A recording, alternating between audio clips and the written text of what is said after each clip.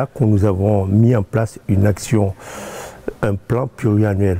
Dans ce plan, il y a plusieurs niveaux d'action. Une action de formation auprès de large public, des professionnels de proximité, des sensibilisations auprès des jeunes lycéens comme les étudiants, et aussi ce qu'on appelle une campagne de communication large public. Vous avez pu voir au sein de la ville des affiches et des pins et des cartes pour permettre que cette question soit connue de tout public.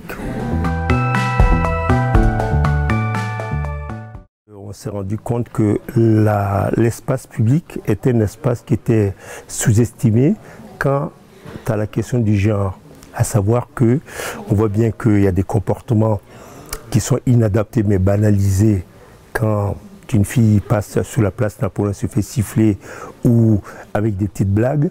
On s'est dit quand même que c'est des questions sur lesquelles il fallait qu'on se penche. Et c'est ainsi que nous avons réfléchi avec les partenaires pour se rendre compte que l'espace public n'est pas forcément si égalitaire que ça. Donc c'est pour ça que nous avons fait appel à la sociologue qui va venir nous éclairer sur cette question de la place du genre sur l'espace public. Et j'espère que ça nous permettra d'entrevoir d'autres actions pour le futur. On voit bien que les femmes, dans bien de domaines, sont encore traitées de manière inégalitaire. Alors, le féminisme, pour moi, n'est pas forcément l'apanage des femmes. Même un homme qui se bat pour cette cause-là, pour moi, est un féministe. Une féministe, même si majoritairement dans les féministes, c'est plutôt des filles que des garçons.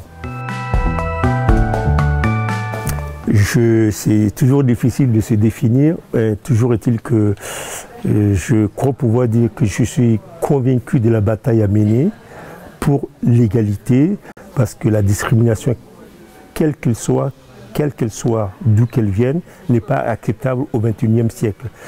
On voit bien que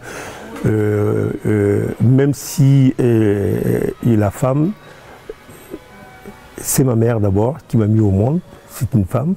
Donc ne serait-ce que pour ça, ça nous oblige, nous les hommes, à nous déconstruire.